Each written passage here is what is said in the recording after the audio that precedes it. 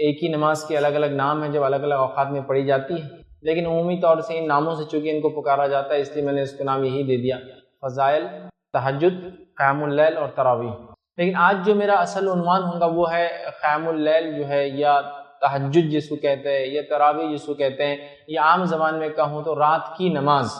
رات کی نماز کے فضائل کیا ہے، مطلب وہ نماز جو عشاء کے علاوہ رات میں فجر سے پہلے پڑھی جاتی ہے، اس نماز کے کیا فضائل ہیں، اس کی کیا اہمیت ہے، اور اس کے کرنے سے انشاءاللہ عزیز کیا فائدے ہوتے ہیں۔ چند باتیں، یقیناً پوری باتیں اس کے فضائل میں نہیں رکھ پاؤں گا، لیکن جو کچھ جو ہے میرے نظروں سے بہرحال گزرا، جو کچھ باتیں تھوڑی بہت میرے علم میں ہیں، وہ باتیں آپ کے سامنے بہرحال میں لانے کی جو ہے کوشش کروں گا۔ یہ بات تو اپنی جو ہے جگہ طے ہے کہ ترقی کے اعتبار سے ہم ایک ایسے جس کو کہیں گے زمانے سے گزر رہے ہیں جو ترقی کے اعتبار سے سب سے ترقی یافتہ زمانہ ہے، اس میں کوئی انکار نہیں، لیکن اہل علم کا، اہل نظر جس کو کہیں گے، جن کی نظر ہوتی ہے حالات ماحول معاشرے پر، دانشوروں کا یہ کہنا ہے کہ جہاں یہ زمانہ سب سے زیادہ سائنس، ٹیکنالوجی، علم، ہیلتھ، ایجوکیشن، فائنانس، اکنامی، کیا کیا بہرحال ہو سکتا ہے، اس میں سب سے جدید دور ہے، مطلب سب سے ماڈرن دور ہے، لیکن دینی کیفیت کے اعتبار سے یہ سب سے ہلاکت خیز دور سے ہم گزر رہے ہیں۔ جہاں سائنس اور ٹیکنالوجی میں ہم بہت اونچائی کی طرف جا رہے ہیں، وہیں دینی اعتبار سے، سمجھ رہے آپ، یا دینی بیدارگی کے اعتبار سے ہم بہت نیچے، یا پھر جسے کہیں گے عام زبان میں دینی بیزارگی کا مظہار کر رہے ہیں۔ لوگ اپنے مذاہب سے اور مسلمان اپنے دین اسلام سے دور بھاگ رہے ہیں۔ تو جہاں اس بات کو ہم کو ماننا پڑے گا کہ سائنس اور ٹیکنالوجی کے اعتبار سے سب سے ایڈوانسڈ ایج سے ہم گزر رہے ہیں، وہیں دین اور دین پر عمل کرنے کے اعتبار سے بہت ہی خستہ حالت سے ہم گزر رہے ہیں، بہت ہی برے دور سے ہم گزر رہے ہیں۔ یاد رکھیے، جہاں دین کا، یا جس کو کہیں گے دینی جذبات کی کوئی قدر نہیں ہوتی، یاد رکھیے۔ اور ایسے زمانے کے اندر یاد رکھیے ہم لوگ دیکھتے ہیں کہ ہم لوگ مکمل طور سے دنیا پرستی، مادہ پرستی، مٹریلزم کی طرف بھاگ رہے ہیں، اور آخرت سے بالکل بیزار ہو چکے ہیں۔ یہ اقوام عالم کا تو یہی حال ہے، مطلب دنیا کے لوگوں کا یہی حال ہے، اور ساتھ میں مسلمان بھی اس چیز کا شکار زبردست طریقے سے، زبردست انداز سے ہو چکے ہیں، یاد رکھیے۔ اور اس کے اس حد تک شکار ہو چکے ہیں کہ اللہ رب العزت نے قرآن کے اندر ایک آیت میں بیان کیا، آیت سورہ روم سورہ نمبر 30 کی آیت نمبر 7 ہے۔ اللہ رب العزت فرماتا ہے اور کہتا ہے، یعلمون ظاہرا من الحیات الدنیا وہم عن الآخرۃ ہم غافلون۔ اللہ فرماتا اور کہتا ہے، شاید اسی زمانے کے لوگوں کے لحاظ سے یہ بات کہی جا رہی ہے، اللہ فرماتا ہے وہ لوگ تو صرف دنیا کی زندگی کے ظاہر کا علم رکھتے ہیں، وہ لوگ تو دنیاوی زندگی ظاہر کا علم رکھتے ہیں، اور آگے اللہ فرماتا رکھتے ہیں، اور آخرت کے لیے مفید علوم سے تو وہ بالکل ہی بے خبر ہے۔ تو گویا لوگ صرف دنیا کے اعتبار سے ظاہر کا علم رکھتے ہیں، اللہ قرآن میں فرما رہا ہے، اور آخرت کے اعتبار سے تو بالکل غافل ہو چکے ہیں۔ اور واقعی میں آج ہمارا حال یہی ہے، دنیاوی اعتبار سے الحمدللہ سائنس، ٹیکنالوجی، علم، فن، ہنرمندی، اسکلز جس کو کہتے ہیں، آج اس میں ہم لوگ بہت ایڈوانس ہیں، بہت آگے ہیں۔ جو کسی زمانے میں کہیں انسان مل کر ایک کام کرتے تھے، آج وہ ایک انسان یا ایک مشین جو انسان نے بنائی، وہ کئی لوگوں کا، ہزاروں اور سینکڑوں لوگوں کا کام یوں ہی کر دیتی ہے، اور ایسے بھی کام کرتی ہے جو کام انسان کر بھی نہیں سکتا۔ تو گویا ہم دنیاوی علم کے اعتبار سے تو بہت آگے ہیں۔ اللہ فرما رہا ہے وہ لوگ تو صرف دنیاوی زندگی اور ظاہری علم کے پیچھے پڑے ہیں، اور اس میں تو ہم واقعی میں آگے ہو گئے۔ پھر اللہ فرماتا ہے آخرت کے جو مفید علوم ہوتے ہیں اس سے بالکل ہی بے خبر ہے، اور واقعی میں ہم آخرت کے اعتبار سے آج بے خبر ہے۔ تو دنیا میں تو آگے جا رہے ہیں، آخرت کے اعتبار سے بے خبر ہوتے جا رہے ہیں، یاد رکھیے۔ تو لہٰذا اس دور میں ہمارے لیے بہت اہم ہے کہ اللہ رب العزت سے ہم اپنا گہرا رشتہ جوڑے، سمجھ رہے ہیں، جس کو کہتے ہیں ایک ڈیپ ریلیشن شپ بنائیں،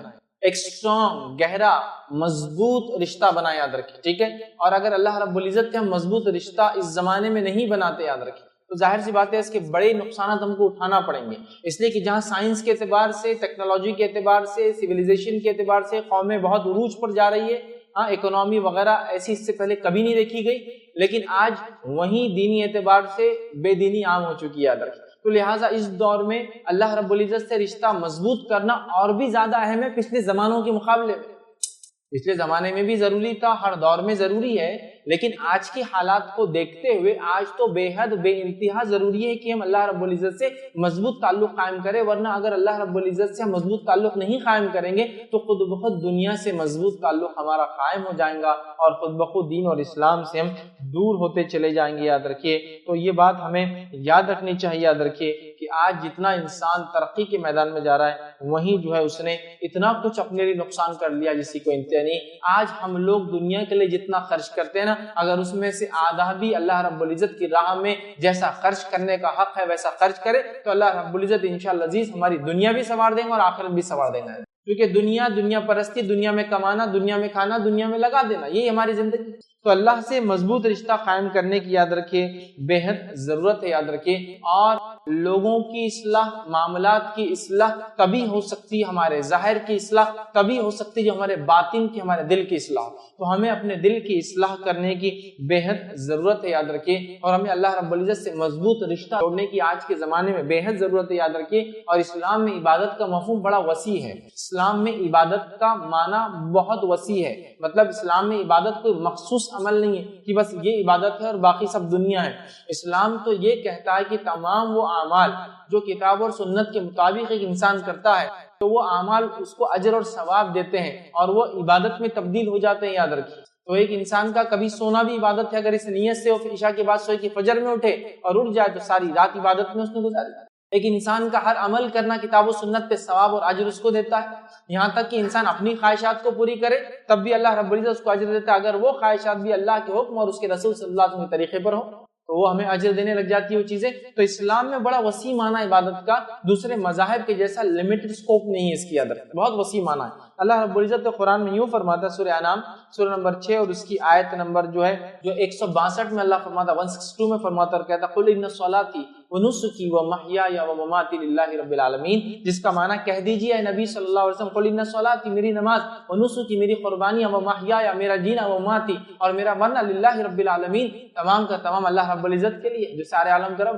تو گویا ایک مومن کا نماز پڑھنا بھی، قربانی کرنا بھی، جینا بھی اور مرنا بھی تمام چیزیں اللہ کے لیے۔ تو عبادت کا مفہوم بڑا وسیع ہے، یاد رکھیے اسلام کے اندر۔ اسی طرح اللہ رب العزت ایک دوسرے مقام پہ فرماتا ہے، سورہ نحل آیت نمبر جو ہے 97 میں اللہ فرماتا اور کہتا ہے من عمل صالحا من ذکر او انثى، اللہ فرماتا اور کہتا ہے کہ جو بھی مرد ہو یا عورت ہو، کوئی بھی ہو، نیک عمل کرے لیکن ہو ایمان والا تو ہم یقیناً ایک نہایت بہترین زندگی عطا فرمائیں گے اور ان کے نیک اور صالح اعمال کے بدلے میں انہیں ضرور جو ہے آخرت میں بھی دیں گے، ان کے اجروں کا بہترین بدلہ بھی دیں گے۔ تو اللہ فرما رہا ہے کہ اگر جو لوگ اچھے کام کرے، چاہے مرد ہو چاہے عورت ہو، لیکن ہو ایمان والے، تو ہم دنیا کی بھی اچھی زندگی دیں گے اور آخرت میں تو ان کے اعمال کا ان کو بدلہ ملنا ہی ہے۔ تو اسلام میں دیکھیے عبادت کا تصور بڑا وسیع ہے۔ اسلام یہ نہیں کہتا کہ دنیا بالکل چھوڑ دو اور صرف عبادت کرو، بلکہ دنیا میں جو اعمال ہم کرتے ہیں ان کو بھی کتاب و سنت کے مطابق کرے، وہ عبادت بھی بن جاتے ہیں اور نیکی بھی بن جاتے ہیں، سمجھا؟ وہ عبادت بھی بن جاتے ہیں اور نیکی بھی بن جاتے ہیں، یاد رکھیے۔ تو یہ اسلام میں عبادت کا بڑا وسیع تصور ہے، یاد رکھیے، ٹھیک ہے۔ اب ہم دیکھتے ہیں، یاد رکھیے، انسان کمزور سے کمزور ہوتا چلا جا رہا ہے۔ آج دیکھیے آپ، ایک زمانہ تھا لوگ ایک دوسرے کو دھوکہ نہیں دیتے تھے، یہ ایک دوسرے کی کمزوری کا نتیجہ ہے کہ لوگ کمزور سے کمزور ہو رہے ہیں یا لوگ کمزور کر دیے جا رہے ہیں اور لوگ ان کو دھوکہ دے رہے ہیں۔ تو انسان کمزور سے کمزور ہوتا چلا جا رہا ہے۔ اب ہماری طاقت کا سرچشمہ، منبع اور ذریعہ اور سورس صرف ایک ہے، وہ ہے اللہ سے تعلق۔ لوگ سمجھتے ہیں ہتھیار کے ذریعے ہم طاقت حاصل کر سکتے ہیں، یہ بھی ایک ذریعہ ہو سکتا ہے ایمان کے بعد۔ لوگ سمجھتے ہیں پیسے سے ہم طاقت حاصل کر سکتے ہیں، یہ بھی ایک ذریعہ ہو سکتا ہے ایمان کے بعد۔ لوگ سمجھتے ہیں جان پہچان اور وسیلوں سے طاقت حاصل کر سکتے ہیں، یہ بھی ایک ذریعہ ہو سکتا ہے ایمان کے بعد۔ لیکن سب سے اصل ذریعہ ہمارا اللہ سے تعلق ہے، یاد رکھیں۔ صحابہ کی زندگی کو دیکھیے، ان کے پاس مالی اعتبار سے کچھ بھی نہیں ہے، ہتھیار کے اعتبار سے کچھ نہیں ہے ان کے پاس، پہچان کے اعتبار سے کچھ بھی نہیں، چل لوگوں کو لوگ پہچانتے تھے ورنہ عربوں کو پہچانتا بھی نہیں تھا جب تک محمد صلی اللہ علیہ وسلم میں نہ آئے، سمجھ رہے بات؟ اس کے باوجود آپ دیکھیے جب محمد صلی اللہ علیہ وسلم نے آئے، ان کو ایمان کی دعوت دی، ایمان قبول کرنے کے بعد، رب العزت سے گہرا تعلق اور ناطہ جوڑنے کے بعد دنیا میں سب ان کو پہچاننے لگے۔ پھر اللہ رب العزت نے ان کو سب کچھ عطا کر دیا جو دنیا کی زندگی میں انسان کو لگتا ہے، یاد رکھیں، بلکہ اتنا کچھ عطا کیا کہ جس کی کوئی انتہا نہیں، اس کے بارے میں ہم سوچ بھی نہیں سکتے۔ تو لہٰذا انسان کمزور ہے، صرف اس کے جو ہے قوت کا ایک ہی راز ہے، وہ اللہ رب العزت سے اس کا گہرا تعلق، یاد رکھیے، اور یہی اس کے نجات کا ذریعہ ہے، یہی میری اور آپ کی نجات کا، یاد رکھیے، ذریعہ ہے۔ اب آئیے، چونکہ میرا عنوان تہجد، قیام اللیل، صلاۃ اللیل، رات کی نماز، تراویح کے اوپر ہے، یاد رکھیے، تو آئیے پہلے اسلام میں نماز کی اہمیت کیا ہے میں سمجھتا ہوں زیادہ تفصیلات میں جانے کی ضرورت۔ اسلام میں نماز کی بڑی اہمیت ہے، یاد رکھیے، اسلام میں نماز کی وہ اہمیت ہے کہ یہ ایک فریضہ ہے، ایک ایسی عبادت ہے جو اللہ رب العزت نے ہر مسلمان پر 5 وقت فرض کیے۔ فرض کے علاوہ آپ اگر دیکھیں تو اس میں نفل ہے، اس کے علاوہ ان نوافل کو جو اللہ کے رسول نے ہمیشہ ادا کیا ان کو موقع کہتے ہیں، ان نوافل کو جو کبھی ادا کیا کبھی نہیں کیا ان کو ہم سنتیں کہتے ہیں، ان نوافل کو جو آپ نے مختلف اوقات میں ادا کیے مختلف رکعتوں کی شکل اور مختلف طریقوں سے، ان کے نام بھی آپ کو مل جائیں گے۔ فجر تو ہو گئی فرض ہے، لیکن سورج نکلنے کے بعد آپ نماز پڑھ رہے، اشراق کہہ رہے ہیں، اردو زبان میں اشراق کہتے ہیں، چاشت کہتے ہیں، اوابین کہتے ہیں۔ اس کے علاوہ آپ دیکھیے صلاۃ الکسوف، صلاۃ الخسوف ہے، صلاۃ الخوف ہے۔ اس کے بعد آپ کتنی نمازیں کہ انسان شکر کے لیے پڑھ لیتا ہے، توبہ اور استغفار کے لیے جو ہے اللہ کے سامنے سجدہ کرتا ہے، شکر کے لیے جو ہے اللہ کے سامنے جو ہے سجدہ کرتا ہے، مصیبت اور پریشانی کے اندر اللہ کے سامنے نماز پڑھتا ہے۔ تو نماز آپ دیکھیے اتنی نوافل آپ کو ملیں گی جس کی کوئی انتہا نہیں۔ تو اسلام تو نماز کو بڑی اہمیت دیتا ہے، یہ مومن کا نور ہے، یاد رکھیے، یہ مومن کا وہ سرمایہ جس سے وہ تجارت کرتا ہے اعمال کے اعتبار سے، یہ مومن کے چہرے کا نور اور وہ سودا ہے، وہ سامان تجارت ہے جس کے ذریعے وہ آخرت میں انشاءاللہ العزیز کامیابی پاتا ہے، اور جس کو حاصل کرتا ہے اور جس کو دیکھ کر وہ کامیابی حاصل کرتا ہے۔ مرنے کے بعد جس چیز کا سب سے پہلے حساب ہونے والا اللہ کے معاملات میں وہ کیا ہے؟ نماز، اور بندے کے معاملات میں وہ کیا ہے؟ وہ خون۔ تو اللہ کے معاملے میں سب سے پہلے حساب نماز، بندوں کے معاملے میں سب سے پہلے حساب خون کا ہونے والا ہے۔ تو آپ اندازہ لگائی نماز کی کتنی اہمیت ہے۔ نبی اکرم صلی اللہ علیہ وسلم کے تعلق سے نماز کی جو کیفیت آتی ہے وہ یہ آتی ہے کہ روایت کے اندر الفاظ دیکھیے اس طرح سے، سنن ابو داؤد کی روایت ہے، نبی اکرم صلی اللہ علیہ وسلم کو اگر کوئی انتہائی اہم معاملہ پیش آ جاتا تو آپ نماز کی طرف دوڑتے۔ کوئی انتہائی اہم معاملہ پیش آتا، کوئی مصیبت، پریشانی، مشکل، فیصلہ لینا ہے، آندھی طوفان، آپ نماز کے لیے چلے جاتے، آپ نماز کے لیے بڑھ جاتے۔ اسی طرح ہم دیکھتے ہیں ایک روایت کے اندر آتا ہے کہ نبی اکرم صلی اللہ علیہ وسلم راستہ تنگ کر دیے جاتے، آپ دنیا کے اعتبار سے مشقت اور مشکلوں سے گزرتے تو آپ کی آنکھوں کی ٹھنڈک یہ نماز ہوا کرتی۔ اور مسند احمد کی روایت کے الفاظ یوں ہیں کہ نبی اکرم صلی اللہ علیہ وسلم کاروبار حیات میں شدت اور تنگی، جب دنیا کے معاملات میں شدت اور تنگی تکلیف محسوس کرتے تو بلال رضی اللہ عنہ کو حکم دیتے تھے اور کہتے ہیں بلال نماز کے لیے اقامت کہو اور ہمیں راحت پہنچاؤ، اقامت کہو بلال اور ہمیں راحت پہنچاؤ۔ مطلب جب کوئی تنگی اور مشکل ہوتی آپ نماز کی طرف جاتے، بلال سے کہتے کہ اب اقامت دو اور اس کے ذریعے راحت پہنچاؤ مجھے، تو آپ اس کو راحت کا سامان بتا رہے ہیں۔ مومن کا یہ نور ہے، مومن کا یہ وہ سرمایہ ہے جو وہ جمع کرتا ہے، یاد رکھیے۔ تو نماز ویسے ہی بہت بہت بہت زیادہ اہم جو عبادت ہے، یاد رکھیے، لیکن ہم اس نماز میں ایک مخصوص عبادت کا تذکرہ کر رہے ہیں اور وہ ہے رات کی نماز جو عشاء کے بعد سے لے کر فجر کے پہلے تک پڑھی جاتی ہے، یاد رکھیے۔ ابو ہریرہ رضی اللہ عنہ فرماتے ہیں نبی اکرم صلی اللہ علیہ وسلم فرمایا نماز بہترین عمل ہے جو اس سے جتنا چاہے فائدہ اٹھا لے۔ نماز ایک بہترین عمل ہے جو اس سے جتنا چاہے فائدہ اٹھا لے۔ بہرحال آج میرا موضوع نماز نہیں ہے، تہجد کی نماز۔ تو تائیے تہجد کی نماز کے تعلق سے کچھ باتیں سیکھتے ہیں تاکہ انشاءاللہ عزیز اپنے زندگیوں میں یہ عمل کو ہم داخل کرنے کی کوشش کریں، یاد رکھیے، تاکہ رات میں جب لوگ سو جاتے ہیں، لوگوں کے رشتے رب سے ٹوٹ جاتے ہیں، عام طور سے ذکر و اذکار لوگ چھوڑ دیتے ہیں، یا پھر لوگ لہو اور لعب جس کو یا لغویات میں رات میں جس کو کہیں گے فالتو وقت گما کے باتیں کرتے ہیں، یا رات میں لوگ جو برائی کی طرف مائل ہو جاتے ہیں، زنا، چوری، برائی ہے نا، اندھیرے میں ہے نا اس طرح کے اعمال کرنے لگتے ہیں، تو اس وقت ایک بندہ مومن اٹھتا ہے، بستر سے اپنے آپ کو الگ کرتا ہے، ٹھیک ہے، بستر کے نرم پہلو کو چھوڑتا ہے اور اٹھ کر مشقت برداشت کرتا ہے، کبھی سردی کی مشقت برداشت کرتا ہے، کبھی گرمی کی مشقت برداشت کرتا ہے، کبھی پانی کے ٹھنڈے اور گرم ہونے کی مشقت کو برداشت کرتا ہے، کبھی جو ہے موسم کی وجہ سے کرتا ہے، کبھی صحت کے اعتبار سے کرتا ہے، لیکن وہ اپنے آپ کو منا لیتا ہے، اپنے رب کو راضی کرنے کے لیے اٹھ جاتا ہے اور اٹھ کر وضو کرتا ہے، وضو کر کے اچھے سے وضو کرنے کے بعد احسن طریقے سے، یاد رکھیے، وہ نماز کے لیے کھڑا ہوتا ہے اور اپنے رب سے رشتہ قائم کرتا ہے، اپنے رب سے تعلق قائم کرتا ہے، یاد رکھیے، اللہ کے سامنے عاجزی کرتا ہے، انکساری کرتا ہے، استغفار کرتا ہے، دعائیں کرتا ہے، نماز سے ہٹ کر تلاوت قرآن کرتا ہے، تو رب العزت اس چیز کو بے حد بے حد بے حد پسند کرتا ہے۔ ہم دن میں تو کرتے ہیں لیکن صد افسوس یا افسوس کی بات ہے ان لوگوں کے لیے جو فرائض ادا نہیں کرتے، چونکہ میں تو نفل کی بات کر رہا ہوں، لیکچر ہی نفل پہ ہو رہا ہے، فرائض پہ تو نہیں ہو رہا ہے، صد افسوس ہے۔ لیکن نوافل کا اگر یہ اجر ہے تو میں سمجھتا ہوں اس کے اجر کو سمجھ کے آپ فریضے کا یا فرائض کا اجر کیا ہوتا ہوں اندازہ لگا سکتے۔ اور اس بات کو میری یاد رکھیے، اس بات کو یاد رکھیے، سلف صالحین کے نزدیک، صحابہ تابعین تبع تابعین، ان کے نزدیک فرائض تو فرائض تھے، سب کو اس پر عمل کرنا ہی تھا، اس میں کوئی خصوصیت نہیں تھی کہ انسان فرض کر رہا ہے 5 وقت نماز، آج تو بولیں کہ 5 وقت نماز پڑھا تو فرشتہ ہی ہے، لیکن یہ کوئی خصوصیت نہیں تھی، خصوصیت یہ تھی کہ انسان اللہ رب العزت رات میں اپنا تعلق وہ کرے، معلوم، اور بہت اہم تھا۔ سلف صالحین میں یہ بات عام تھی کہ وہ رات کی نمازیں پڑھتے. کچھ صحابہ کو دیکھا جاتا کہ وہ پوری رات نماز پڑھتے. اب آپ کہیں گے پھر سوتے کب تھے؟ ظاہر سی بات ہے نماز رات بھر پڑھ کے کچھ حصہ سوتے بھی تھے، لیکن اکثر چونکہ نماز پڑھتے تو ہم کہہ رہے پوری رات، اور کوئی واقعی میں پوری رات نماز پڑھتے تھے، ٹھیک، اور دن میں کسی وقت آرام کیا کرتے تو پوری رات عبادت کر رہے ہیں. کچھ کا حال یہ کہ آدھی رات عبادت کر رہے ہیں، کچھ کا حال یہ کہ 1/3 کر رہے ہیں، کچھ کا حال یہ کہ 1/5 کر رہے ہیں، کچھ کا حال یہ کہ 1/6 کر رہے ہیں، 1/6 رات کو بانٹ رہے ہیں نماز. اور کچھ ایسے بھی تھے جو بہت قلیل مختصر 2 رکعت ہی پڑھ رہے ہیں لیکن پڑھ رہے ہیں. یہ ان کا معاملہ تھا اور یہ ان کے تقوی کی علامت تھی. ورنہ نماز فرائض ادا کرنا یہ تو سب کا کام تھا، سبھی کرتے تھے اس زمانے. یہ ان کی خصوصیت تھی. رات میں اٹھنا یہ اللہ کے عاجز بندوں کا شیوا ہے.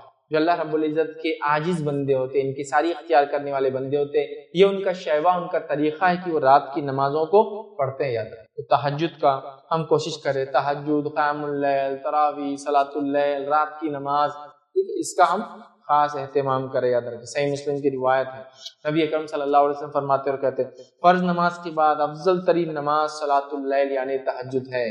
فرض نماز کے بعد سب سے افضلین ترین نماز صلاۃ اللیل ہے، مطلب رات کی نماز ہے. اور اکثر علماء نے اس پہ ہی راجی اتفاق کیا کہ اس سے مراد تہجد کی نماز ہے. فرض نماز کے بعد اگر کوئی افضل عبادت ہے تو کون سی عبادت ہے؟ نوافل میں سب سے افضل عمل تہجد ہے. فرض نماز کے بعد اگر کوئی افضل عمل ہے تو صلاۃ اللیل ہے، رات کی نماز ہے. قیام اللیل ہے، رات کا کھڑے ہونا ہے. کھڑے ہونے سے مراد نماز کے لیے کھڑے ہونا، رات کی نماز ہے. یہ سب سے افضل عمل ہے. یاد رکھیے فرض نمازوں کے بعد تو ہمیں چاہیے کہ ہم فرائض کا تو اہتمام کریں، نوافل میں بڑھ چڑھ کر حصہ لیں.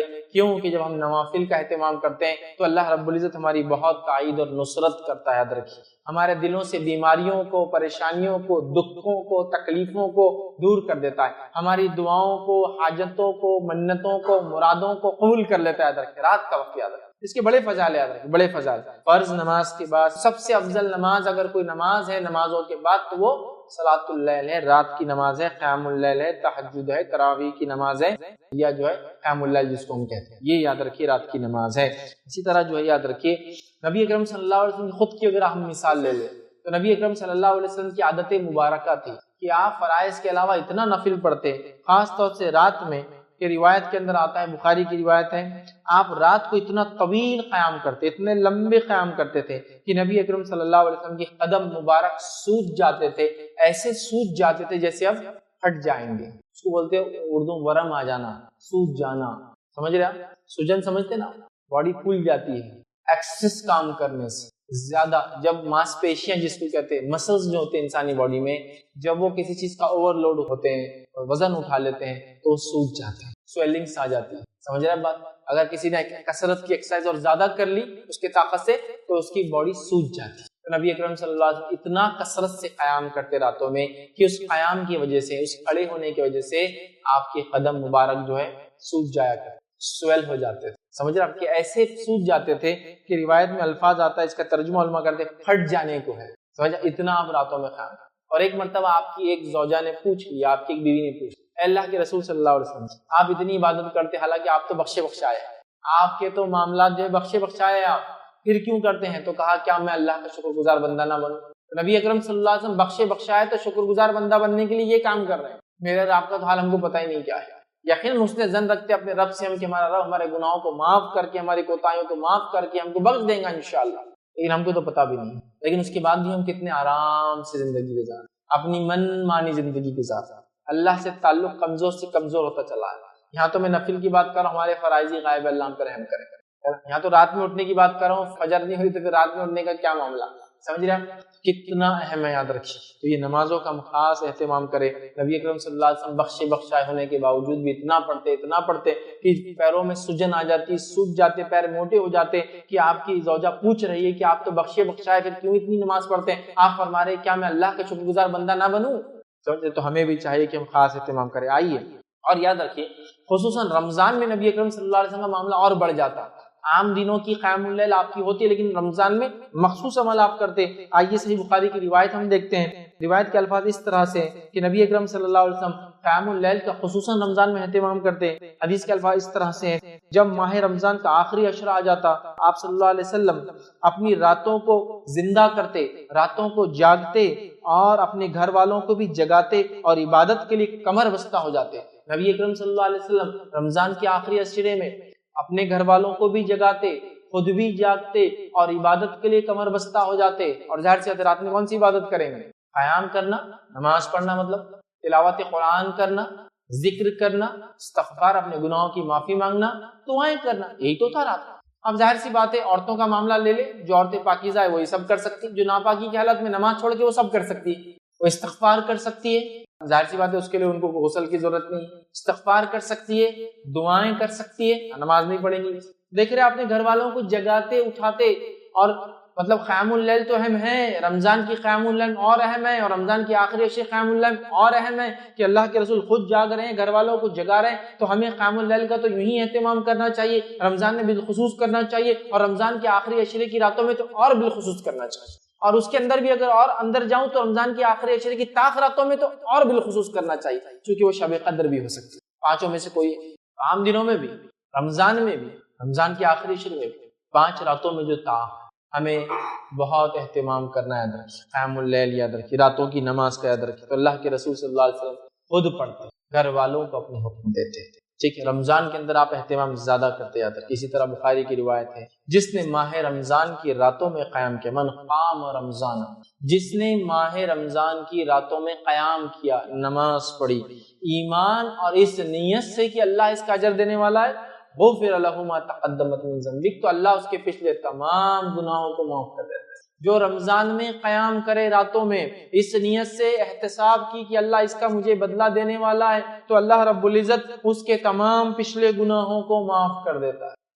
ایک روایت میں ونصام رمضان، رمضان میں روزے رکھے، ایمان اور احتساب کی نیت سے، اس نیت سے کہ اللہ اس کا اجر دے گا، اس کے پچھلے گناہ معاف ہو جاتے۔ یہاں کا من قام رمضان، جو رمضان کے اندر قیام کرے، اور قیام کے ساتھ کیا کرے، اس نیت سے قیام کرے کہ اخلاص کے ساتھ، کسی کو دکھانے کی نیت سے نہیں، شور غل کے لیے نہیں کہ اب پورے لوگ نماز پڑھے تو میرے کو بھی جانا پڑے گا، لوگ پوچھیں گے مسجد میں تم رات میں دکھ رہے ہیں رمضان، نہیں، احتساب کہ اللہ مجھے اجر دینے، پھر جماعت سے ہو جائے تو افضل، نہ بھی ہو تو انفرادی پڑھے تو اس کے پچھلے گناہ معاف ہو جاتے ہیں۔ آئیے صحیح بخاری کی ایک اور روایت، نبی اکرم صلی اللہ علیہ وسلم نے فرمایا، ہمارا رب ہر رات کے آخری تہائی حصے میں، ایوری نائٹ، رمضان خاص نہیں ہے، رمضان کے بارے میں 2 روایتیں ہوگی، ایک آپ کو جاگتے آخری عشرے میں جگاتے گھر والوں کو، اور دوسری یہ قیام کرنا۔ اب دوسری روایت اس میں عام بات ہے، کیا حدیث سنیے غور سے، ہمارا رب ہر رات کے آخری تہائی حصے میں آسمانی دنیا پر نزول فرماتا ہے اور کہتا ہے، کون ہے جو مجھے پکارے اور میں اس کی دعا قبول کر لوں، انا الملک، کون ہے جو پکارے اور میں اس کی دعاؤں کو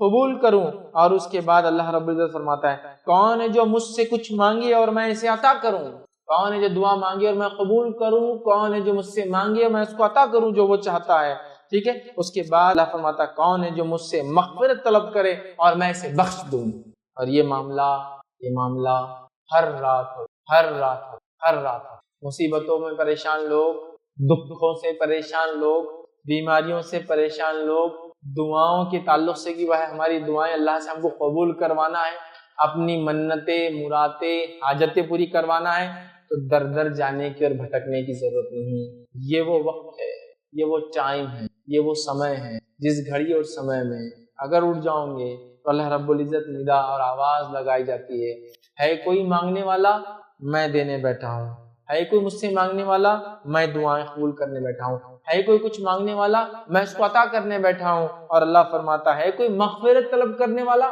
چلو دنیا کچھ نہیں آخرت کا، تو میں وہ بھی دینے بیٹھا ہوں۔ اور یہ سلسلہ ہر رات کے تیسرے پہر، آخری پہر ہوتا ہے، اور یہ کب ہوتا ہے معلوم آپ کو؟ اس کو بولتے ہیں سحر کا وقت۔ اگر آپ کو کچھ نہیں سمجھتا تو سحر کا وقت مطلب سحر کے خاتمے سے پہلے کا وقت، رمضان کے اندر تھا سحر کا خاتمہ اتنے بجے، اس سے پہلے کا وقت یہ رات کا تیسرا حصہ ہوتا ہے، اور عام طور سے ہم اس وقت میں سحر کرتے ہیں، اس لیے میں سحر کا وقت کہتا ہوں، ورنہ رات کا تیسرا پہر مطلب فجر سے پہلے کا ٹائم، فجر ہونے سے پہلے کا ٹائم، سمجھا؟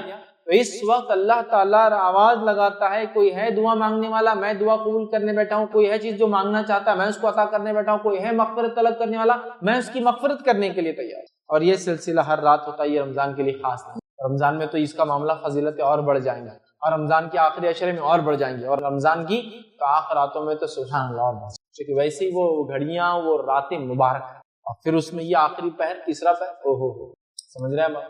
اور سلف صالحین نے ان سب کو انکیش کر لیا، وہ ایسی جگہ پہ انویسٹ کرنے کی عادی تھے جہاں ان کو ریٹرنز کی بالکل پوری امید تھی اور بہت زیادہ ریٹرنز کی امید تھی، اور وہ کرتے تھے زیادہ. جیسے ہمارے پاس ہوتا ہے نا چتر چالاک، کیا کر رہا ہے چتر چالاکی اس کی کہ کمائی آ رہی ہے تو کمائی کو نہیں خرچ کرتا ہے، کمائی کو کہیں اور انویسٹ کر کے انویسٹمنٹ کے ریٹرن سے خرچ کرتا ہے. تو آپ بولتے دیکھو کمائی لیتا ہے، کمائی کو انویسٹ کرتا ہے، وہ الگ اس کا جمع ہو رہا، پھر اس سے ریٹرن سے وہ کرتا ہے، اس آدمی کو چتر بولتے ہیں. ہاں ٹھیک ہے، جو کما کے خرچ کر رہا ہے وہ بھی ٹھیک ہے، لیکن ایک آدمی کماتا ہے، کمانے کا آدھا حصہ انویسٹ کرتا ہے، انویسٹمنٹ کا ریٹرن بھی کمائی واپس چلتا ہے، تو وہ کیا کر رہا ہے؟ ایک طرح سے ایسٹس ڈیولپ کر رہا ہے. آپ بولتے بڑا چتر چالاک ہے یار، کیا دنیا بنا لیا، انکم آتی تھی میں نے پورا خرچ کر دیا، اس نے انویسٹ کیا کہیں تو بھی، کام کے علاوہ بزنس بھی کرتا تھا، بزنس کا بھی ریٹرن، آج دیکھو ریٹائرمنٹ کے بعد بھی وظیفہ بھی چالو ہے، یہ بھی ہے، بچے بھی فلاں، چتر چالاک ہوشیار.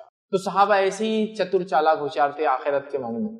سلف صالحین کا طرز یہی تھا کہ بہت چتر چالاک تھے، اپنے انویسٹمنٹ بہت دیکھ بھال کی انہوں نے آخرت کے طور بہت زیادہ اہتمام کرتے تھے راتوں میں، بہت زیادہ، اسی کو امتحان ہے. یاد رکھیے اس کے فائدے دیکھیے آپ. سب سے افضل نماز، نبی اکرم صلی اللہ علیہ وسلم رمضان میں خاص اہتمام کرتے، رمضان میں گھر والوں کو اٹھا کے اس کو پڑھاتے. اس کے بعد جو ہے یہ وہ وقت ہے آخری پہر، ویسے تو عشاء کے بعد سے شروع ہوتا ہے لیکن سب سے افضل ترین وقت اس کا تیسرا پہر ہے جب اللہ تعالیٰ آواز لگاتا ہے ہائی کو مانگو. آئیے جامع ترمذی کی روایت ہے، نبی اکرم صلی اللہ علیہ وسلم فرما کہا اللہ اپنے بندے کے قریب ترین اس وقت ہوتا ہے، اللہ اپنے بندے کے قریب ترین اس وقت ہوتا ہے جب رات کا آخری پہر ہوتا ہے. اللہ بندے کے سب سے قریب کب ہوتا ہے؟ جب رات کا آخری پہر ہوتا ہے. اگر اس وقت اللہ کا ذکر کرنے والوں میں تم ہو سکتے ہو تو شامل ہو جاؤ. آپ صلی اللہ علیہ وسلم مشورہ دے رہے اگر اس وقت اللہ کے ذکر کرنے والوں میں تم شامل ہو سکتے ہو تو ہو جاؤ. اللہ سب سے قریب ترین انسان رات کے آخری حصے میں ہوتا ہے، اور آپ کو معلوم اللہ سب سے قریب ترین بندہ سجدے کی حالت میں ہوتا ہے. تو اگر دونوں روایتوں کو ہم ملا لے تو اللہ سے سب سے قریب آدمی سجدے کی حالت میں ہوتا ہے، اور اگر رات کے آخری پہر کا وہ سجدہ ہو تو اور قریب ہو جائیں گے. ظاہر سی بات سب سے قریب اللہ بندے سے رات کے آخری پہر ہے، اور حدیث میں آتا ہے کہ سجدے میں سب سے قریب ہوتا ہے. تو کیوں نہ اس وقت نماز پڑھی جائے تاکہ قریب سے قریب کریم ہو جائے. اور جب ایک بندہ اللہ کا محبوب بن جاتا ہے تو دنیا کی وسیلوں کی، دنیا کی چیزوں کی اس کو ضرورت نہیں پڑتی. اپنے معاملات کو یوں نکلوا لیتا اپنے رب سے، ہے نا. جیسا لوگ جان پہچانے تو منوا کے اپنے کام نکال لیتے ہیں، تو جس بندے کی پہچان رب العزت سے ہوتی ہے وہ منوا لیتا ہے اپنا کام اپنے رب سے، وہ بنا لیتا اپنی آخرت دنیا میں رہتے ہوئے. یاد رکھیں تو یہ رات میں ہو سکتا ہے، یہ کمال رات میں ہو سکتا ہے. یاد رکھیں تو ہم کوشش کریں کہ ہم اس کے لیے جدوجہد بولوں گا آج کے زمانے میں تو کوشش نہیں، مجاہدہ ہو جائیں گے. آج تو بہت اسٹرگل ہے کیونکہ جو لائف سٹائل ہم جیتے نا وہ لائف سٹائل یہ ہے کہ دن بھی برباد اور رات بھی برباد کرنے والا لائف سٹائل. دن برباد فالتو کاموں میں، رات برباد فالتو کاموں میں، دونوں برباد ہوتی ہے. راتوں میں دیر تک جاگنا اور پھر آدھی رات گئے تیسرے پہر کو سونا، تیسرے پہر سے سونا تو سورج چڑھنے تک سوتے رہنا، تو تب جا کے ہمارا معاملہ ہوتا ہے. یاد رکھیے اس اصول کو، یاد رکھیے جو قومیں سورج کو اٹھاتی ہے وہ دنیا میں کارنامے انجام دیتی ہے، اور جن کو سورج اٹھاتا ہے وہ کچھ نہیں کر پاتی. یاد رکھیے مطلب جو قومیں سورج نکلنے سے پہلے اٹھ جاتی ہے وہ دنیا میں کچھ کر جاتی ہے، اور جن کو سورج نکلنے کے بعد اٹھاتا ہے تو وہ کچھ زیادہ نہیں کر پاتے. سمجھ رہے بات کو؟ تو بہرحال ہم لوگ تو سب برباد کر رہے، اس کا ہم کو مجاہدہ کرنا ہے، کوشش کرنا اور یہ عمل کرنا ہے. آئیے صحیح مسلم کی روایت ہے، نبی اکرم صلی اللہ علیہ وسلم فرماتے کہتے رات میں ایک گھڑی ایسی آتی ہے، رات میں ایک گھڑی ایسی آتی ہے کہ اس میں کوئی مسلم بندہ اللہ تعالیٰ سے جو کچھ مانگتا ہے اللہ تعالیٰ اسے دے دیتا ہے. رات میں ایک گھڑی ایسی آتی ہے کہ اس میں ایک مسلمان بندہ جو کچھ اپنے رب سے مانگتا ہے اللہ اسے دے دیتا ہے، ٹھیک دے دیتا ہے. اور یہ گھڑی ہر رات میں آتی رہتی ہے، یہ کوئی سال میں ایک دن مخصوص شب قدر وغیرہ نہیں، یا پھر ذی الحجہ کے پہلے 10 دن نہیں، یا پھر حرمت والے مہینوں میں نہیں. یہ ہر رات یہ مسئلہ ہوتا ہے، ہر رات یہ ایسا ہوتا ہے کہ ایک گھڑی آتی ہے اور اس میں بندہ مسلمان کوئی چیز مانگے. ظاہر سی بات ہے میں یہ روایت رکھ رہا ہوں کہ انسان نماز پڑھے اور پھر مانگے تو کیا دوبالا ہو جاتا ہے. نیکی کے ساتھ کوئی چیز مانگنا، نیکی کے ساتھ اعمال قبول کرنے کے اللہ سے دعا کرنا، نیکی کے ساتھ اللہ سے مغفرت کی طلب کرنا، اللہ قبول کرتا ہے، خوش ہوتا ہے. لیکن یہاں تو وہ بندہ یا وہ بندی بھی اللہ کی، جیسے کہ عورتیں سوال کرتی بس پاکیزگی کی حالت میں نہیں ہے، تو یہاں تو مانگنے کے لفظ یہ نہیں کہ نماز پڑھ کر مانگے، نماز پڑھ کے مانگنے والے کے لیے تو اور افضل ہوا، لیکن ویسے بھی مانگ سکتا ہے ایک بندہ. لیکن وہ گھڑی کب آتی ہے ہم نہیں جانتے. تو جو لوگ پریشان ہیں، در در گھوم رہے ہیں، مہینوں اور سالوں اپنی زندگیاں برباد کر رہے، راتوں میں جاگو نا اور منواؤ اپنے رب کو، کر لو اپنی دعائیں، کرا لو اپنی دعائیں قبول. اتنی باتیں آ رہی کہ رات میں ایک گھڑی ایسی آتی ہے جس گھڑی میں ایک مسلمان جو دعا کرتا ہے، جو مانگتا ہے اللہ تعالیٰ اس کو عطا کر دیتا ہے. اور یہ گھڑی ہر رات آتی ہے، یہ گھڑی کوئی معاملہ خاص نہیں ہے، سارا سال ہوتا ہے. تو کہاں ڈھونڈ رہے ہیں، کدھر پریشان ہیں، کس سے مانگ رہے ہیں؟ ادھر ہے راستہ، یہ ہے راستہ کہ راتوں میں تہجد کا اہتمام پھر دعائیں، اور راتوں میں نماز کا اہتمام پھر دعائیں، اور سجدوں میں دعائیں، اور استغفار اور کثرت سے دعائیں، اور اللہ کی تسبیحات اور تلاوت قرآن نماز کی شکل میں یا بغیر نماز کے پڑھنے کی شکل میں، سمجھ رہا ہے؟ تو بہرحال ہم کو یہ تمام چیزیں کرنا ہے۔ تو رات میں اگر انسان جاگتا ہے اور تہجد کا اہتمام کرتا ہے تو دلوں کو زندگی ملتی ہے، دلوں کو زندگی ملتی ہے، وہ ارادے یا وہ عزم جو پست ہو چکے ہیں ان میں ایک نئی زندگی آتی ہے۔ آپ نے سب کچھ کر لیا دنیاوی اعتبار سے، آپ تھک گئے ہیں، اب رات میں اٹھ کے عبادت کریے اپنے رب کو راضی۔ دیکھیے وہ جو عزم تھے اللہ پورے کر دے، وہ جو ارادے تھے اللہ پورے کر دے۔ آپ دنیاوی اعتبار سے تھک چکے ہیں، اب اس میں ایک نئی جان اللہ تعالیٰ ڈالتا۔ تو راتوں میں اٹھنے سے زندگی ملتی ہے انسان، وہ عزم جو ختم ہو چکے، پستہ ہو چکے، اس میں نئی توانائی اور نئی جوش اور جان آتی ہے۔ اسی طرح ہم دیکھتے ہیں اللہ تعالیٰ کا قرب حاصل، ٹھیک۔ اسی طرح ہم دیکھتے ہیں گناہوں سے رات میں اٹھنا انسان کو روکتا ہے، معلوم۔ اسی طرح ہم دیکھتے ہیں یہ گناہوں کا کفارہ بھی بنتا ہے، راتوں میں اٹھنا ہمارے گناہ، اس لیے کہ اللہ تعالیٰ مشقت کو دیکھتا ہے۔ اب آپ کہیں گے کیا میں تہجد بغیر رات میں سوئے کے پڑھ سکتا ہوں؟ ہاں پڑھ سکتے ہیں، مسئلہ نہیں، لیکن سو کر اٹھ کے آخری حصے میں اٹھ کر پڑھنا چونکہ اس میں بڑی مشقت ہے، اس کا اجر زیادہ۔ ورنہ تہجد تو عشاء کی بعد بھی پڑھ سکتے، سونا ضروری ہے، لیکن اجر کے اعتبار سے سو کر نفس کو کاٹ کر پھر اٹھنا اور پھر نماز پڑھنا یہ بڑی سمجھ رہے آپ، تو اس کا اجر زیادہ ہے۔ نبی اکرم صلی اللہ علیہ وسلم نے فرمایا قیام اللیل کیا کرو، قیام اللیل کیا کرو، کیونکہ تم سے پچھلے صالحین کی یہی عادت تھی، تم سے پہلے جتنے صالحین گزرے، انبیاء اور انبیاء کے پیروکار، ان کے حوارین، ان کے اصحاب، ان کے مددگار، ان پر ایمان لانے والے، ٹھیک ہے، ان کا طریقہ، صالحین کا یہ نیکوکاروں کا طریقہ عادت رہی ہے، اور یہی عمل فہم تھا، مطلب اس میں وہ بالکل اٹل تھے، یہ عمل بالکل برابر وہ استقامت کے ساتھ کرتے چلے گئے۔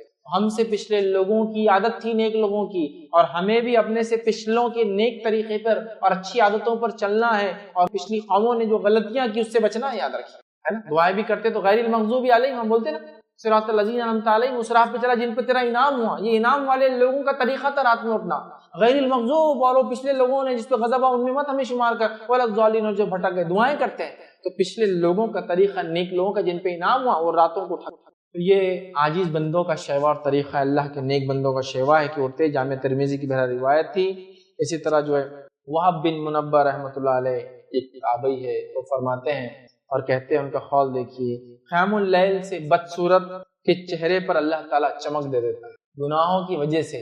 وہ آدمی نہیں کہ اب آپ بولیں گے امریکن اور یورپین تو پورے گورے ہوتے ہیں، اب ان کو کیا بدصورت کو دیں گے، نہیں، کانٹیکسٹ، انسان کی بدعمالیاں اس کے چہرے کو کالا کر دیتی ہے، اس کی بدعمالیاں اس کو بیکار بے نور کر دیتی ہے۔ تو یہ فرماتے ہیں، یہ تابعی ہے، وہ فرماتے ہیں وہب بن منبہ رحمۃ اللہ علیہ، وہ کہتے ہیں قیام اللیل سے بدصورت کے چہرے پر چمک آ جاتی ہے، جس کو بولتے ہیں نا آپ کسی کے چہرے کو دیکھ کر ارے کیا چہرہ ہے یار یہ آدمی کا، اس کا رنگ کچھ بھی ہو سکتا ہے، لیکن اس کے چہرے کو دیکھ کر آپ فریش ہو جاتے ہیں، آپ میں ایک موٹیویشن جنریٹ ہوتا ہے، آپ خوش ہوتے ہیں کچھ لوگوں کے چہرے پہ۔ وہ فرماتے ہیں کہ اللہ تعالیٰ قیام اللیل سے بدصورت چہرے پر چمک آ جاتی ہے، یہ فرماتے ہیں اس کی بدولت ذلیل آدمی کو اللہ عزت نصیب کر دیتے ہیں۔ اب ظاہر سی بات ہے جو رات کو اٹھ کے نماز پڑھ رہا تو فرائض کا اہتمام تو ہو ہی چکا ہوں گا نا اس کا، تو اللہ تعالیٰ اس کے ان اعمال، فرائض اور نفل میں اضافہ اور راتوں میں اٹھنے کی بدولت کیا کرتا ہے، اس کے لیے یہ کرتا ہے کہ ذلیل آدمی کو اللہ عزت دلا دیتا ہے۔ اور کئی لوگ جو اعمال کے اعتبار سے ذلیل تھے، گناہ گار تھے، جب اللہ کے حضور میں جو توبہ کیا، سچی توبہ کی اور ایمان لائے، اور اس کے بعد جو نبی نے جس وقت میں موجود تھے اس نبی پر ایمان لا کے اس کے طریقے پر چلے اور اللہ رب العزت کو راضی کرنے کی کوشش کی، تو وہ ایک دم ذلیل تھے اعمال کے اعتبار سے، اللہ نے عزت بخش دی دنیا کی۔ تو چور اور ڈاکو تھا، ایمان لے کر آیا، اللہ نے عزت بخش دی، سمجھ رہا۔ تو کوئی اللہ کا نیک بندہ بن گیا جس کے واقعہ، جس کی برائیاں مشہور تھی سماج میں، یہ ہوتا ہے۔ تو وہ کہتے ہیں کہ اللہ ذلیل کو عزت دے دیتا ہے، ٹھیک ہے۔ اور پھر فرماتے ہیں روزے دار کی شہوانی قوتوں کو کمزور کر دیتا ہے، اور مومن کے لیے جنت سے پہلے راحت و آرام کی کوئی جگہ نہیں۔ دن میں روزہ رکھنے سے شہوانی قوتیں کم ہوتی ہیں، اور رات کو جاگنے سے چہرے پر نور اور عزت ملتا ہے، سمجھ رہا، کتنی بڑی بات۔ اب جو واقعے میں فرائض پہ عمل کر رہا ہے وہ اپنے نور کو اور بڑھا لے، اپنی عزت کو اور بڑھا۔ جو عمل نہیں کرتا ہے وہ فرائض سے عمل کر کے اس طرف بھاگنے کی کوشش کرے۔ یہ گریس مارکس کی بات ہو رہی، جتنی بھی نوافل کی بات ہو رہی، نوافل فرض کے بعد ہی اجر دیتے ہیں، یاد رکھیں۔ تو کوئی سمجھیں گے اتنے فائدے تو میں فرض نہیں کر کے یہ کروں گا، یہ تو تب اجر دیں گے جب فرائض ہوں گے، یہ بات یاد رکھیں، ٹھیک ہے۔ بہرحال آئیے آگے۔ عبداللہ ابن عباس رضی اللہ عنہ فرماتے ہیں، ان کا قول ہے، فرماتے ہیں جو شخص یہ چاہتا ہے کہ اللہ تعالیٰ اس کے لیے قیامت کا طویل قیام آسان کر دے، جو شخص یہ چاہتا ہے کہ اللہ تعالیٰ قیامت کا طویل قیام اس کے لیے آسان کر دے۔ اسے چاہیے کہ وہ اپنے آپ کو راتوں کی تاریکی میں سجدے اور قیام کی حالت میں اللہ کے سامنے حاضر کرے۔ قیامت کا قیام بہت لمبا ہے، 50-50 ہزار سال کا ایک دن ہے۔ حساب و کتاب لوگوں کے ہوں گے نہیں شروع، پسینے کا یہ عالم ہوا کہ لوگ اپنے گناہوں کے اعتبار سے پسینے میں ڈوبے ہیں، ٹخنے گھٹنے ناکوں تک ڈوبے ہیں، معلوم یہ حال اس وقت قیام ہے لمبا۔ وہ کہہ رہے ہیں جو طویل قیام سے اپنے آپ کو بچانا چاہتا ہے آخرت، اسے چاہیے کہ رات کی تاریکی میں سجدے اور قیام کی حالت میں اللہ کے سامنے پیش کرے اپنے آپ کو، اور اس کے دل میں قیامت کے دن کا ڈر اور رحمت الہی کی امید ہے۔ قیامت کا ڈر بھی ہے لیکن رحمت الہی کی امید بھی ہے، اور وہ کھڑا رہے اپنے رب کے حضور اور سجدے کرے تو انشاءاللہ وہ قیام اس کے لیے آسان ہو جائے انشاءاللہ۔ یاد رکھیے۔ تو بہرحال اس کے ساتھ ساتھ قیام اللیل کی ایک فضیلت جو ہے مسند احمد کی ایک روایت میں آتی ہے، اتنی بہترین پیاری پیاری فضیلتیں ہیں، یاد رکھیے، ایک کی بعد ایک اس حدیث میں آتی ہے۔ یہ حدیث میں آپ کے سامنے رکھتا ہوں، آئیے حدیث کے الفاظ سنیے۔ نبی اکرم صلی اللہ علیہ وسلم فرماتے ہیں تم رات کا قیام ضرور کیا کرو، تم راتوں کی نمازیں ضرور پڑھا کرو، تم عشاء کے بعد سے لے کے فجر سے پہلے تک کچھ نہ کچھ نمازیں ضرور پڑھا کرو، نام تہجد بولو، تراویح بولو، قیام اللیل بولو، تم پڑھا کرو، تم راتوں کا قیام ضرور کیا کرو، کیونکہ یہ تم سے پہلے صلح کی عادت تھی، تم سے پہلے کے انعام والے لوگوں کی، نیک لوگوں کی عادت تھی۔ تو پہلا فائدہ رات کی نماز، نیک لوگوں کے نقش قدم پر چل رہے ہیں، پہلا۔ دوسرا فرماتے ہیں عادت تھی، اور رات کا قیام اللہ سے قریب کرتا، رات کا قیام اللہ سے قریب کرتا ہے، دوسرا فائدہ۔ تیسرا فرماتے ہیں گناہوں سے بچاتا ہے، مطلب دن میں گناہوں سے بچنے کی صلاحیت پیدا ہوتی ہے اگر قیام کریں گے رات میں تو۔ چوتھا فائدہ سنیے، فرماتے ہیں آپ صلی اللہ علیہ وسلم، اور برائیوں کو مٹا دیتا ہے، جو پچھلا ہو گیا وہ نام اعمال برا کلیئر ہوتا ہے، نیا نام اعمال میں گناہ انٹری نہیں لیتے ہیں، گناہوں سے دن میں بچاتا ہے، پچھلے جو گناہ ہو گئے ان کو مٹاتا ہے۔ پانچواں فائدہ سنیے، غور سے سنیے، برائیوں کو مٹاتا ہو گیا پانچواں فائدہ، اور جسمانی بیماریوں کو دور کرتا ہے۔ کون سا ایسا انسان ہے جو بیمار نہیں ہے؟ کون سا ایسا انسان ہے جو کہے گا میرا نام اعمال تو نیکیوں سے فل ہے؟ کون سا ایسا انسان ہے جو کہے گا گناہ میں نہیں کرتا ہوں؟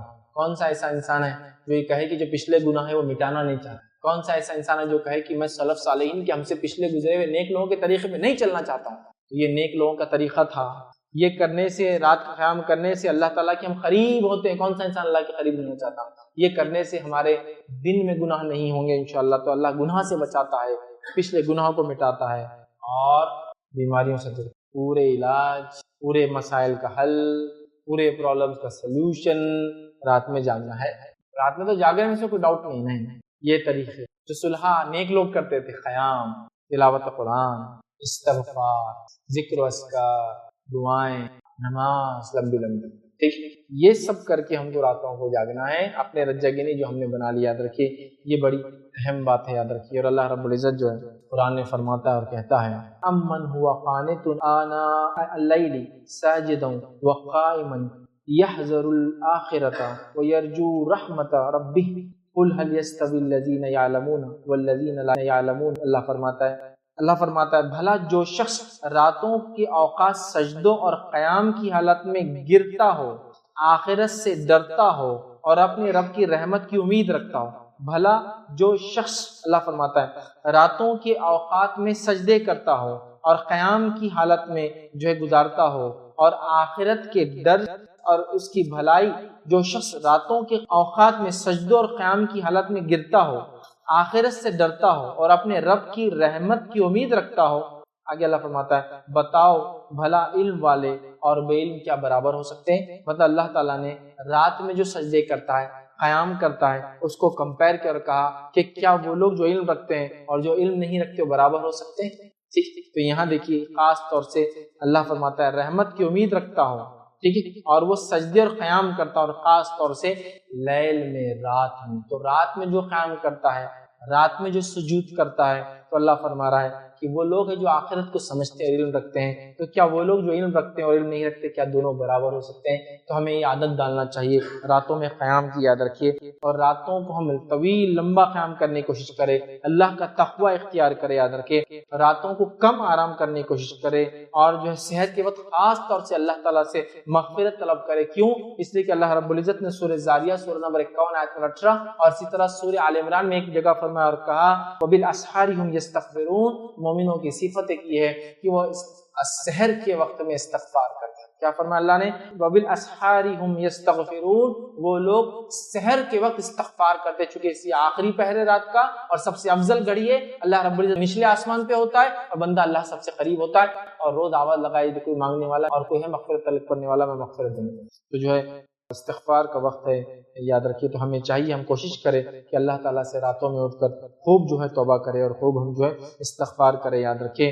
اور یاد رکھیں سلف صالحین کے قول میں سے قول ہے، ابو سلیمان دارانی رحمۃ اللہ علیہ فرماتے اور کہتے ہیں، یہ تاریخ دمشق میں ان کا یہ قول ملتا ہے. وہ کہتے ہیں کرنے والوں کو راتوں کے قیام میں لہو و لیب میں مشغول لوگوں سے بھی زیادہ لذت ملتی ہے. جو لوگ راتوں کو جاگ کر رب کو راضی کرنے کی کوشش کرتے ہیں نا، ان لوگوں کو جو لوگ راتوں میں جا کے لہو اور لیب عیش مستی کر رہے ہیں یا جو ہے منمانی کر رہے ہیں یا اللہ کی عبادت کے خلاف کام کر کے راتیں گزار رہے ہیں، وہ کہہ رہے ہیں جو راتوں میں عبادت کرتا ہے نا، اس آدمی کو جب اس کی لذت کا پتہ چل جاتا ہے، لذت لگ جاتی ہے، تو اس کو ان لوگوں سے زیادہ اس میں مزہ آنے لگتا ہے. ہوتا ہے نا، لوگ چوراہوں پہ بیٹھنا پسند کرتے رہتے ہیں، لیکن اس میں وہ کہتے ہیں اس سے زیادہ مزہ آنے لگتا ہے ان لوگوں کو جو راتوں میں جاگنے کے اللہ کی عبادت کے عادی ہو جاتے ہیں. پھر وہ کہتے ہیں لذت ملتی ہے. اگر رات نہ ہوتی تو اس دنیا میں زندہ باقی رہنے کی کوئی چاہت نہ ہوتی. کیونکہ رات میں تو رب دنیا میں دن میں تو پریشان حال ہے لوگوں میں، رات میں اکیلا بندہ اپنے رب کے قریب ہوتا ہے. رکھیے اسی طرح جو ہے ابن عمر عبداللہ بن عمر رضی اللہ عنہ کا قول ہے، طبقات ابن سعد میں روایت ان کا قول ہے، وہ کہتے ہیں مجھے دنیا کی ان کے وفات کا وقت قریب آ گیا، موت کا وقت قریب آیا، تب وہ کہنے لگے اور فرمانے لگے مجھے دنیا کی کسی چیز کو چھوڑ جانے کا کوئی افسوس نہیں، مجھے دنیا کی کسی چیز کو چھوڑ کر جانے کا افسوس نہیں ہے. پھر فرماتے اور کہتے ہیں افسوس نہیں ہے، البتہ شب بیداریوں اور راتوں کی عبادت سے محروم ہو جانے کا افسوس ہے مجھے. بس دنیا کو چھوڑ کے جانے کا کوئی افسوس نہیں، مال متاع جائیداد بیوی بچے افسوس نہیں. صرف ایک چیز کا افسوس ہے، جو اکیلے میں رات کی عبادت کرتا تھا، اللہ سے قریب ہوتا تھا، وہ موقع نہیں ملے. کتنی بڑی بات ہے. سلف صالحین کتنا راتوں کو جاگنے کے شغف تھا، عادت تھی، عادی تھے، ایک دم اپنے آپ کو انہوں نے اس کے لیے تیار کیا تھا. یاد رکھیے یہ بڑی اہم بات ہے. یاد رکھیے. اور راتوں میں کھڑے ہونا کوئی عام بات نہیں ہے.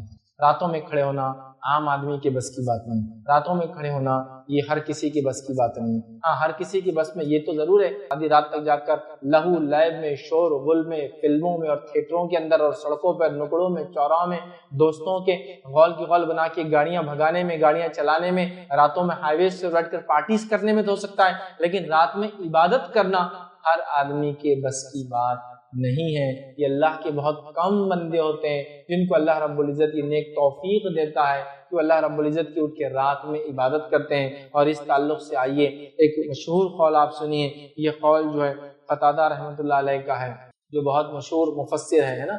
آپ ابن کثیر پڑھیں گے تو قتادہ یہ فرماتے ہیں، قتادہ رحمۃ اللہ فرمایا، یہ وہ جو ہے مفسر ہے، ان کا قول ہے. قتادہ رحمۃ اللہ علیہ فرمایا کرتے تھے، یا ان کا قول ہے جو ہے، ان کے قول دیکھیے کیا ہے. وہ کہتے تھے منافق کبھی بھی اطاعت الہی کے لیے راتوں میں جاگ نہیں سکتا. وہ کہا کرتے تھے منافق کبھی بھی اطاعت الہی کے لیے راتوں میں نہیں جاگ سکتا. یہ تو منافق تو ویسے فرض بھی دکھانے کو کرتا ہے تو رات میں کیوں جاگیں گا. تو کہتے تھے منافق کبھی بھی رات میں اطاعت الہی کے لیے جاگ نہیں سکتا. یہ تو صرف سچا مومن ہی، اس لیے میں نے بھی کہا سچا مومن، کیونکہ رات میں فرض نماز کو تو لوگ دیکھ رہے ہیں تو منافق آ جاتے تھے، لیکن رات میں تھوڑی منافق نماز پڑھتے ہوں گے. وہ کہتے ہیں کہ منافق کبھی بھی جو ہے اطاعت الہی کے لیے رات میں جاگ نہیں سکتا. یاد رکھیے بڑی بات ہے. یاد رکھیے ایک بڑا بھاری قول ہے ہم جیسے لوگوں کے لیے. یاد رکھیے. بہرحال آگے آئیے ہم دیکھتے ہیں اللہ رب العزت نے فرمایا کہا تتجافى جنوبهم عن المضاجع يدعون ربهم خوفا وطمعا ومما رزقناهم ينفقون. اللہ فرماتا کہتا ہے ان کے پہلو بستر سے الگ رہتے ہیں. مطلب صحابہ کے تعلق سے آ رہی بات کہ وہ راتوں میں جاگتے ہیں. اپنے اللہ کے نیک بندوں کا تذکرہ کر رہا ہے کہ ان کے پہلو بستر سے الگ ہوتے ہیں، رات میں الگ رہتے ہیں. وہ جہنم کے خوف اور جنت کی لالچ میں اللہ تعالیٰ کو پکارتے ہیں. کوئی نہیں جانتا کہ ان کی آنکھوں کی ٹھنڈک کا کیا سامان چھپا رکھا ہے جو انہیں ان کے اعمال کے بدلے میں دیا جائے گا. وہ لوگ جو راتوں کو اپنے پیٹھ کو بستر سے الگ رکھتے ہیں، مطلب فرائض ادا کرنے کے علاوہ راتوں میں اٹھتے ہیں، اللہ فرما رہا ہے، اور اللہ سے خوف کرتے ہیں، جہنم سے اور سے پناہ مانگتے ہیں، جنت کی تعلق سے طلب کرتے ہیں، اللہ سے اس کی لالچ رکھتے ہیں، تو اللہ فرما رہا ہے اور اللہ کو پکارتے ہیں. کوئی نہیں جانتا اللہ نے ان جیسے لوگوں کی آنکھوں کی ٹھنڈک کے لیے کیا سامان چھپا کر رکھا ہے. ابھی معلوم نہیں ہے، ہڈن ہے. اور اللہ تعالیٰ نے ایسے نیک لوگوں کو جو رات میں جاگتے ہیں ان کے لیے خزانے جمع کر رکھے ہیں، ایسی نعمتیں جمع کر رکھی ہے جس کو دیکھ کر ان کی آنکھوں کو ٹھنڈک محسوس ہے. لیکن وہ کیا ہے اللہ کہہ رہا ہے یہ خود نہیں جانتے ہیں. لیکن یہ کر کے آؤ، پالو نہیں اس چیز کو، بڑی بات ہے، بہت بڑی بات ہے، یاد رکھیے۔ ہمیں راتوں کو جا کر اللہ کی عبادت میں گزارنے کی کوشش کرنا چاہیے۔ یوں تو بہت گل چھرے، عیش مستی مذاق، انجوائمنٹ، ہاں کنٹری سائڈ جو ہے پکنک اور رات میں خیمے لا کے گھوم لیے، بہت گھوم ہو گیا سر، لیکن یہ عادت، یہ مشغلہ ہم کو بنانا یاد رکھیے اور اس کے فائدے اٹھانا ہے۔ اسی طرح اللہ رب العزت جو ہے قرآن میں فرماتا، سورہ دہر کی آیت نمبر 26 اور 27 میں فرماتا اور کہتا ہے وَمِنَ اللَّيْلِ فَاسْجُدْ لَهُ وَسَبِّحْهُ لَيْلًا طَوِيلًا إِنَّ هَؤُلَاءِ يُحِبُّونَ الْعَاجِلَةَ وَيَذَرُونَ وَرَاءَهُمْ یومن ثقیلا۔ اللہ فرماتا اور کہتا ہے، غور سے سنیے کیا ہے، اللہ فرماتا ہے اور رات کے وقت اس کے سامنے سجدے کر اور رات کا طویل عرصہ اس کی تسبیح کیا کر۔ نبی اکرم صلی اللہ علیہ وسلم کو اسپیشل حکم ہے اور انبیاءوں کے لیے یا نبی اکرم صلی اللہ علیہ وسلم کے لیے رات کی نماز فرض تھی، یاد رکھیے، یہ ضروری ہوتی ہے، یاد رکھیے، اور آپ صلی اللہ علیہ وسلم ہمیشہ پڑھتے تھے۔ پھر اللہ فرما رہا ہے وَمِنَ اللَّيْلِ فَاسْجُدْ لَهُ وَسَبِّحْهُ لَيْلًا طَوِيلًا، کہ نبی آپ رات میں سجدہ کرے، مطلب قیام کرے، نماز پڑھے اور رات کا طویل عرصہ اللہ کی تسبیحات بیان کرے۔ إِنَّ هَؤُلَاءِ يُحِبُّونَ الْعَاجِلَةَ، اور اللہ فرماتا ہے اور کہتا ہے بے شک یہ مادی لوگ، جو دنیا پرست لوگ ہیں، وہ جلدی ملنے والی دنیا چاہتے ہیں، عجلت سے ملنے والی وہ چیز چاہتے ہیں۔ پھر اللہ فرماتا ہے عاجلہ وَيَذَرُونَ وَرَاءَهُمْ يَوْمًا ثَقِيلًا، اور فرماتا ہے جلدی ملنے والی دنیا کو چاہتے ہیں اور اپنے پیچھے بڑے بھاری دن قیامت کی ہولناک کیا چھوڑے اور بھلائے بیٹھے ہیں۔ یہ لوگ دنیا پرست لوگ دنیا چاہتے ہیں لیکن آخرت کو بھلا بیٹھے ہیں، اس کی عذاب کو، اس کی ہولناکیوں سے جو ہے یہ لوگ بالکل انجان ہیں۔ لیکن اے نبی آپ راتوں میں جگہ کیا کیجئے، سجدے کیا کیجئے، خوب ذکر کیا کیجئے اور ایک بڑا طویل عرصہ اس میں گزاریے۔ تبھی تو نبی اکرم صلی اللہ علیہ وسلم لمبی لمبی راتوں میں نمازیں قائم کرتے تھے، جیسے قیام ہوتا تھا ویسا اتنا لمبا رکوع ہوتا تھا، ویسا اتنا لمبا سجدہ ہوتا تھا، بہت آرام اور اطمینان کے ساتھ آتا۔ یہ نماز کی کیفیت و تفصیلات دیکھنا ہے تو وطر اور تہجد اور تراویح کی نماز کی تفصیلات میں نے پورا بیان کی۔ وطر کی نماز کا طریقہ، اس سے پورے مسائل میں نے اس میں وطر اور تہجد کی نماز کا طریقہ، اس کے مسائل میں بیان کیا۔ بہرحال تو ہم دیکھتے ہیں سلف صالحین کا یہی طرز تھا اور وہ بہت زیادہ اس میں جو عمل کیا کرتے تھے، ٹھیک ہے۔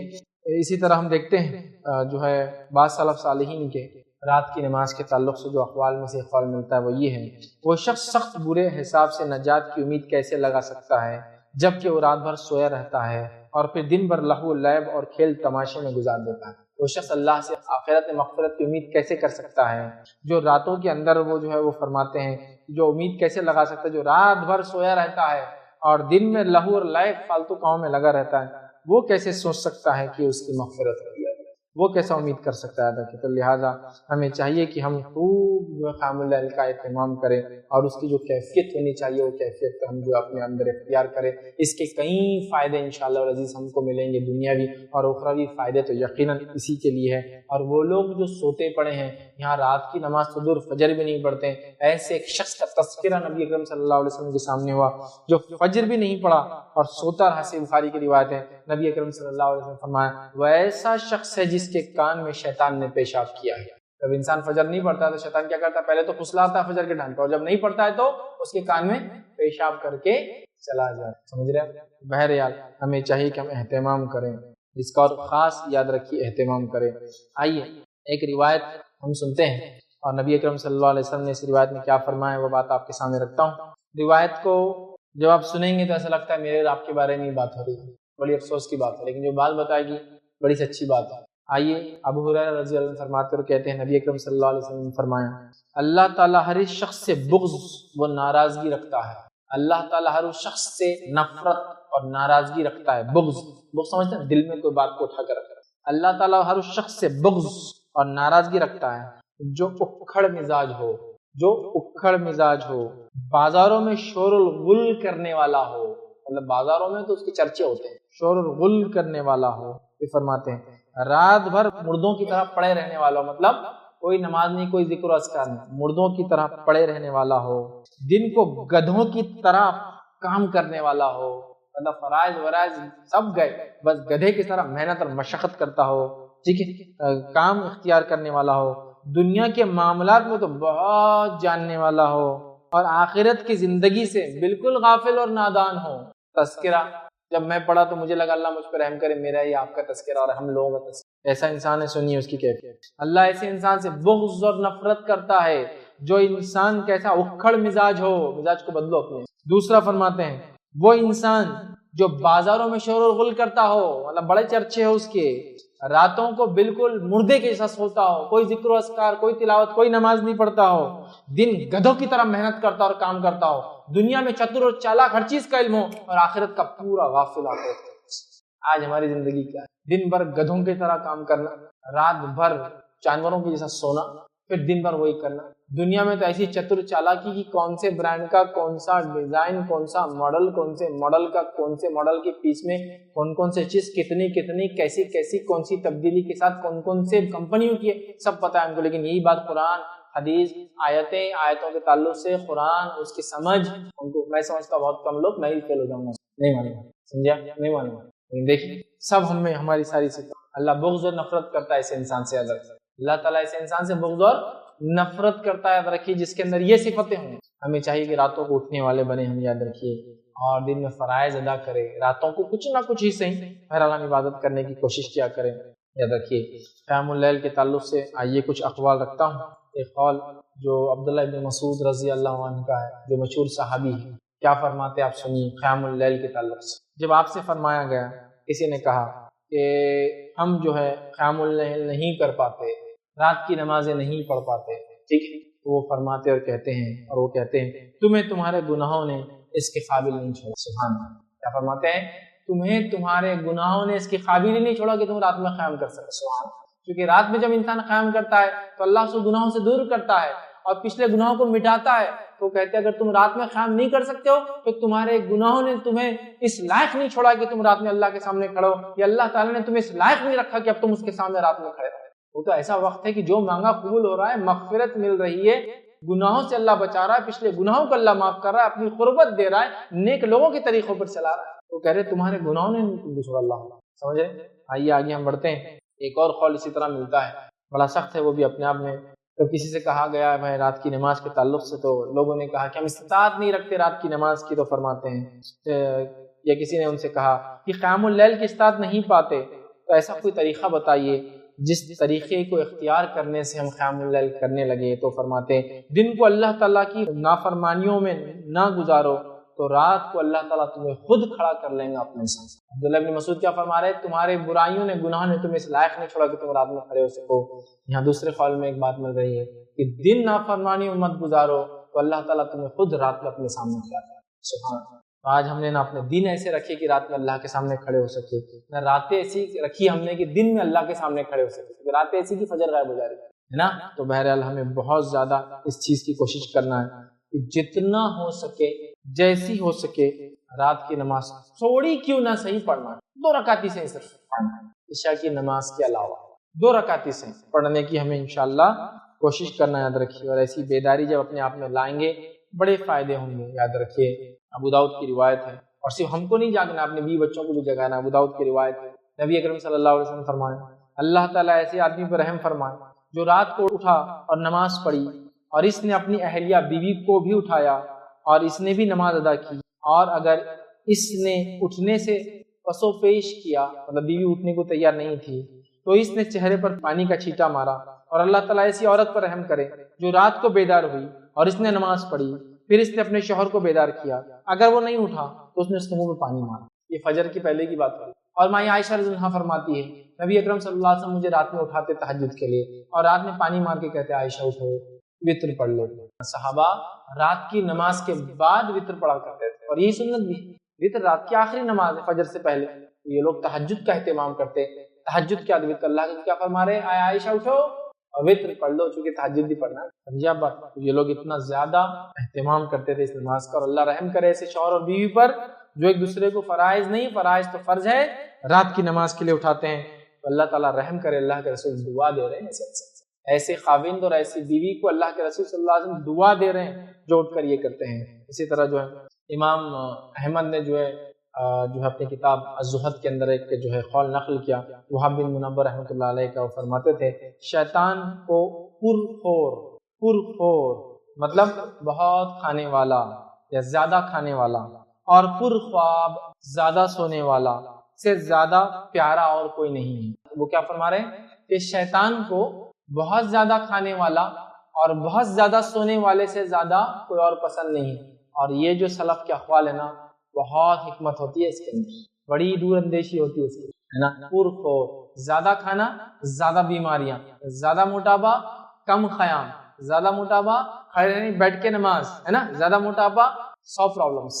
زیادہ نہیں کھانا، میں نہیں کہہ رہا ہوں کہ ہر کھانے والا ہی موٹا ہوتا ہے، کچھ لوگ بہت کھاتے لیکن موٹے نہیں ہوتے، کچھ لوگ کم کھاتے موٹے ہو جاتے ہیں، یہ بیماریاں وغیرہ ایک الگ مسئلہ ہے، لیکن اگر بیماری وغیرہ نہیں ہے صحت کو مینٹین رکھیں۔ پرخور، زیادہ کھانے والا، اور پرخواب، زیادہ سونے والا۔ زیادہ سونا سیم پرابلم، زیادہ سونا کھانے کا سسٹم بگڑا، زیادہ سونا جاب جاری، زیادہ سونا جاب پہ لیٹ، زیادہ سونا کام کا آدمی نہیں مانتے لوگ ایسے آدمی کو، نا، بولے یار اڑ گیا تو اڑ گیا، نہیں اٹھا تو پھر کیا ہے، اڑ گیا تو پھر تو ایسا کام کرتا بولے کہ گدھا بھی پیچھے چھوڑ جاتا، بولے گدھے اتنا محنت کرتا، اٹھا تو نا، اٹھیں گا تو گدھے کو پیچھے کریں گے، اٹھتا ہی نہیں۔ سونے والا پسند ہے، چونکہ سونے میں فجر بھی جاتی ہے، کیونکہ بڑی اہم نماز ہے، ابتدا ہوتی ہے، ٹھیک ہے۔ تو بہرحال بڑا حکیمانہ قول ہے۔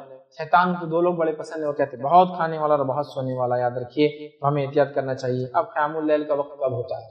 قیام اللیل کا وقت یاد رکھیے عشاء کے بعد سے لے کر فجر کے پہلے تک رہتا ہے، ٹھیک ہے۔ تو آپ چاہے تو اس کو عشاء کے بعد پڑھیں، آدھی رات کے بعد پڑھیں، 1/3 رات باقی ہو تب پڑھیں، 1/5 رات باقی ہو یا 1/6 رات باقی ہو، 1/6 آف نائٹ کا پارٹ باقی ہو، 1/5 باقی ہو، 1/3 باقی ہو، ہاف باقی ہو، پڑھے۔ سب سے افضل لیکن کب ہے؟ میں بتا چکا ہوں، سب سے افضل ہے وہ سحر کا آخری وقت جو فجر سے پہلے، اس کو ہم سحر کا کہتے ہیں، یہ سب سے افضل ہے، یاد رکھیے۔ اور نبی اکرم صلی اللہ علیہ وسلم کو رات کے آدھے حصے میں، عشاء کے بعد رات کے آدھے حصے میں، رات کے 1/3 میں، رات کے 1/5 میں، 1/6 میں، اور سحر سے پہلے تک نماز پڑھتے دیکھا گیا۔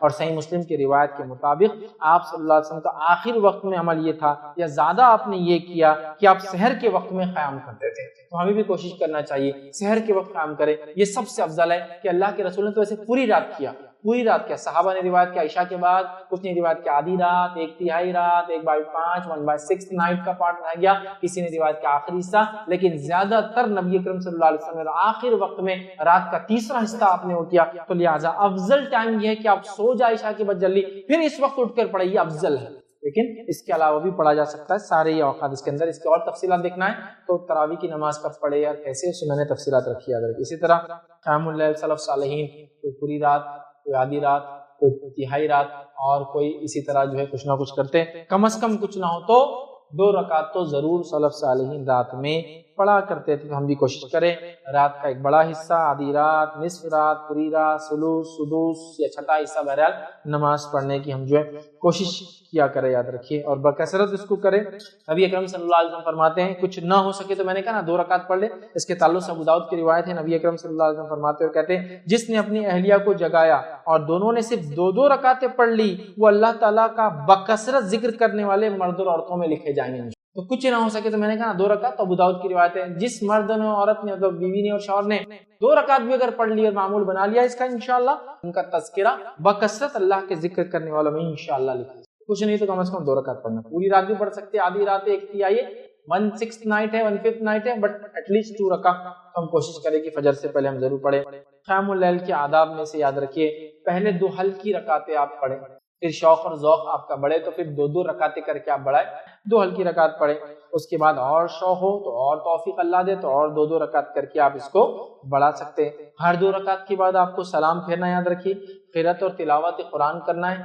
قیام، رکوع اور سجود کو کوشش کرے ایک جیسا لمبا کرے، مطلب سیم ڈیوریشن کو، مطلب کافی لمبے لمبے کرے۔